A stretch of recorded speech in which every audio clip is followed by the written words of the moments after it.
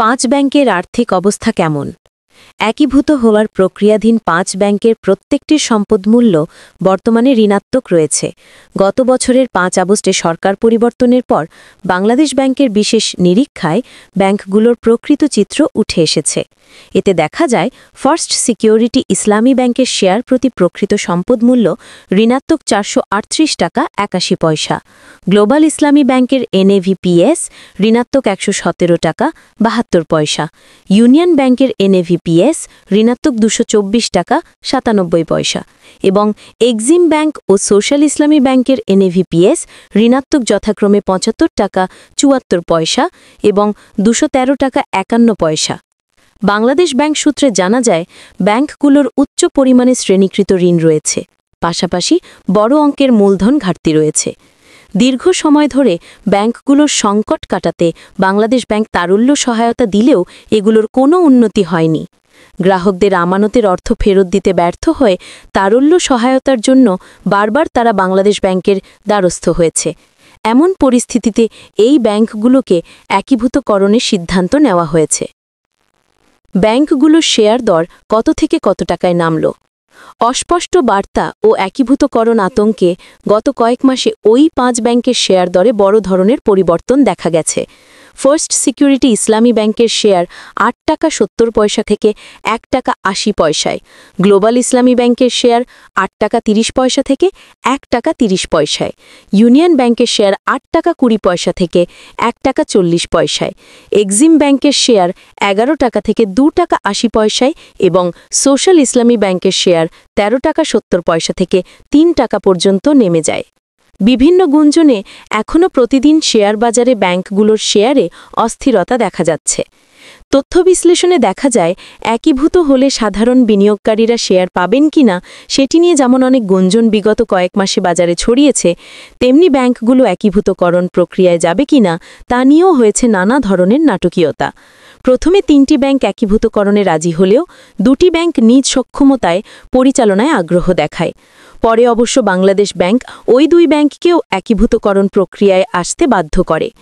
এই বিষয়গুলো ৫ ব্যাংকের শেয়ারদর তলানিতে নিতে গুরুত্বপূর্ণ ভূমিকা রেখেছে। এই বিষয়ে ঢাকা স্টক এক্সচেঞ্জের একজন পরিচালক নাম প্রকাশ না করার স্বার্থে ব্যাংকগুলোর শেয়ারদর আরও কমার জন্য বাংলাদেশ ব্যাংক হয়তো অপেক্ষা করছে। কমতে কমতে যখন ১ টাকা কিংবা তারও নিচে নেমে যাবে, তখন বাজার দরের ভিত্তিতে হয়তো সাধারণ বিনিয়োগকারীদের সামান্য কিছু শেয়ার দেওয়ার সিদ্ধান্ত জানাবে। কিন্তু ওই পরিমাণ শেয়ার নিয়ে বিনিয়োগকারীদের স্বার্থের কিছুই হবে না। এমনটা করা হলে ব্যাংক লুটেরাদের দায় সাধারণ বিনিয়োগকারীদের ঘাড়ে চাপিয়ে দেওয়া হবে। তিনি বলেন, একীভূত হতে যাওয়া ওই ৫ ব্যাংকের দুরবস্থায় সাধারণ বিনিয়োগকারীরা কোনোভাবেই দায়ী নয়। তারা তো ব্যাংক পর্ষদে নেই। তারা ব্যাংকগুলোর বিগত বছরের ফুলিয়ে খাপিয়ে দেখানো ভালো পারফরমেন্সের ভিত্তিতে বিনিয়োগ করেছিল। তখন তো ব্যাংকগুলোর রেপুটেশন ভালো দেখেই তারা বিনিয়োগ করেছিল। এই দুরবস্থা তো সরকার পতনের পরে চিহ্নিত করা হয়েছে। ততদিনে শেয়ার বাজারে সুবিধাভোগী গোষ্ঠী সাধারণ শেয়ারহোল্ডারদের হাতে বড় পরিমাণ শেয়ার ধরিয়ে দিয়ে বের হয়ে গেছে। এখন তারা চাইলেও তো শেয়ার বিক্রি করতে পারছেন না, কারণ ইতিমধ্যে বড় লোকসানে পড়ে গেছেন। কোন ব্যাংকে সাধারণ বিনিয়োগকারীর মালিকানা কতটুকু? ফার্স্ট সিকিউরিটি ইসলামী ব্যাংকের ১,২০৮ কোটি টাকা পরিশোধিত মূলধনের বিপরীতে শেয়ার সংখ্যা রয়েছে ১২০ কোটি ৮১ লাখ। এর মধ্যে সাধারণ বিনিয়োগকারীদের মালিকানা ৬৫%-এরও বেশি। এর বাইরে প্রাতিষ্ঠানিক ও বিদেশি বিনিয়োগকারীদের হাতে রয়েছে আরও ২৯% শেয়ার। মাত্র ৬% শেয়ার কোম্পানি উদ্যোক্তা ও পরিচালকদের হাতে। গ্লোবাল ইসলামী ব্যাংকের ৯৮৭ কোটি টাকা পরিশোধিত মূলধনের বিপরীতে শেয়ার রয়েছে ৯৮ কোটি ৭৪ লাখ। এর মধ্যে সাধারণ বিনিয়োগকারীদের শেয়ার সংখ্যা প্রায় ৩২%। এছাড়া প্রাতিষ্ঠানিক বিনিয়োগকারীদের কাছে ৫৩% শেয়ারের মালিকানা রয়েছে। উদ্যোক্তা ও পরিচালকদের মালিকানা মাত্র ১৫.৪৩%। ইউনিয়ন ব্যাংকের ১,০৩৬ কোটি টাকা পরিশোধিত মূলধনের বিপরীতে শেয়ার সংখ্যা ১০৩ কোটি ৩৬ লাখ।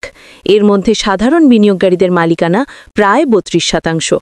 এর বাইরে প্রাতিষ্ঠানিক ও বিদেশি বিনিয়োগকারী রয়েছে প্রায় ১৪%। ব্যাংকের উদ্যোক্তা ও পরিচালকদের মালিকানা ৫৩%। এক্সিম ব্যাংকের ১,৪৪৮ কোটি টাকা পরিশোধিত মূলধনের বিপরীতে শেয়ার সংখ্যা রয়েছে ১৪৪,৭৬ লাখ। এর মধ্যে সাধারণ বিনিয়োগকারীদের মালিকানা ২৯%-এরও বেশি, আর প্রাতিষ্ঠানিক ও বিদেশি বিনিয়োগকারীদের কাছে রয়েছে ২৯% শেয়ারের মালিকানা। কোম্পানির উদ্যোক্তা ও পরিচালকদের কাছে মাত্র ৩২% শেয়ারের মালিকানা। সোশ্যাল ইসলামী ব্যাংকের ১,১৪০ কোটি টাকা পরিশোধিত মূলধনের বিপরীতে শেয়ার সংখ্যা ১১৪,২ লাখ। এর মধ্যে সাধারণ বিনিয়োগকারীদের মালিকানা ১৮%, প্রাতিষ্ঠানিক ও বিদেশি বিনিয়োগকারীর মালিকানা ৭০%, উদ্যোক্তা ও পরিচালকদের অংশ মাত্র ১২%। বিশ্লেষক ও বাজার সংশ্লিষ্টরা কি বলছেন? এ বিষয়ে নিরীক্ষক ও অর্থনৈতিক বিশ্লেষক মাহমুদ হোসেন বলেন, যেহেতু ব্যাংকগুলোর সম্পদ ঋণাত্মক হয়ে গেছে, সেহেতু সাধারণ বিনিয়োগকারীদের কিছুই পাওয়ার কথা নয়।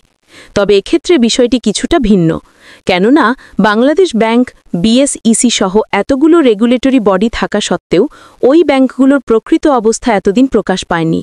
এখানে ওই সংস্থাগুলোরও ব্যর্থতা রয়েছে। তাই মানবিক দিকে বিবেচনা নিয়ে হলেও সাধারণ বিনিয়োগকারীদের স্বার্থের বিষয়টি গুরুত্ব দেওয়া উচিত। যদি সাধারণ বিনিয়োগকারীদের স্বার্থ নিশ্চিত না করেই একীভূতকরণ সম্পন্ন হয়, তাহলে দীর্ঘ সময়ের জন্য পুঁজিবাজারে তার একটি নেতিবাচক প্রভাব থাকবে।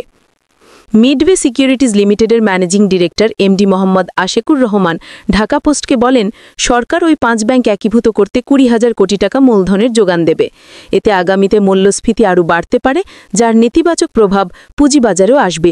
এমন পরিস্থিতির মধ্যে যদি ব্যাংকগুলোর বিনিয়োগকারীদের স্বার্থ রক্ষার দিকটি বিবেচনায় ন নেওয়া হয়, সেটি দীর্ঘমেয়াদী পুঁজিবাজারে অনাস্থার কারণ হতে পারে। বাংলাদেশ ব্যাংকের ভাষ্য কি?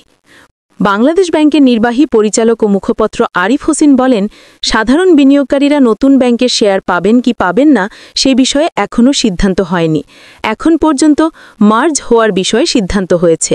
এটি বাস্তবায়িত হতে কমপক্ষে 2 বছর সময় লাগবে। মার্জ করতে গেলে এরকম অসংখ্য বিষয় সামনে আসবে। ব্যাংক রেজলিউশন অর্ডিন্যান্স ২০২৫ অনুযায়ী সবগুলো ধাপ মেনেই মার্জার প্রক্রিয়া সম্পন্ন হবে। একীভূত প্রক্রিয়ার অগ্রগতি কতটা? আর্থিক সংকটাপন্ন ওই 5 ব্যাংক একীভূত করে একটি ব্যাংক করা হচ্ছে। প্রস্তাবিত ব্যাংকটির 2টি নাম সুপারিশ করা হয়েছে, একটি ইউনাইটেড ইসলামিক ব্যাংক, অপরটি সম্মিলিত ইসলামিক ব্যাংক। গত বৃহস্পতিবার এই প্রস্তাব অন্তর্বর্তী সরকারের উপদেষ্টা পরিষদে অনুমোদিত হয়েছে। ব্যাংক রেজলিউশন অধ্যাদেশ ২০২৫-এর আওতায় এই পদক্ষেপ নেওয়া হয়েছে। এর মাধ্যমে বাংলাদেশে ব্যাংকিং খাতের রেজলিউশন প্রক্রিয়ার সূচনা হতে যাচ্ছে। প্রাথমিকভাবে প্রস্তাবিত ব্যাংকের অনুমোদিত মূলধন হবে ৪০,০০০ কোটি টাকা, আর পরিশোধিত মূলধন থাকবে আনুমানিক ৩৫,০০০ কোটি টাকা। প্রস্তাবিত নতুন ব্যাংকের মূলধন বিষয়ে প্রাথমিক পরিকল্পনা অনুযায়ী বেইল-ইন প্রক্রিয়ার মাধ্যমে বিদ্যমান প্রাতিষ্ঠানিক আমানতকারীদের ১৫,০০০ কোটি টাকার আমানত মূলধনে রূপান্তর করা যেতে পারে। বাকি ২০,০০০ কোটি টাকা সরকার মূলধন হিসেবে দেবে। উপদেষ্টা পরিষদে এই প্রস্তাব অনুমোদনের পর এক সংবাদ সম্মেলনে প্রধান উপদেষ্টার প্রেস সচিব শফিকুল আলম জানান, ব্যাংকগুলো একীভূত করার ফলে কেউ চাকরি হারাবেন না এবং কোনো আমানতকারীও তার আমানত হারাবেন না।